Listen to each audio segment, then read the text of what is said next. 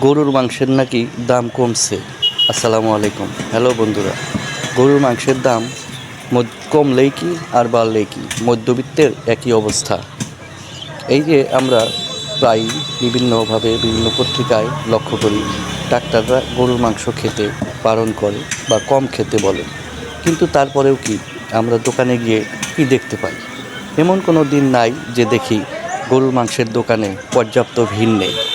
আবার এমনও কোনো দিন দেখি না যে আজকে গরুর মাংস বিক্রি হয়নি। দাম বেড়েছে বা কমেছে এটা কোনো বিষয় না, কিন্তু যারা গরুর মাংস কেনার তারা নিয়মিত কিনে যাচ্ছে, তারা খেয়েই যাচ্ছে। ক্ষতির দিক আর বিবেচনা করার তাদের প্রয়োজন নাই।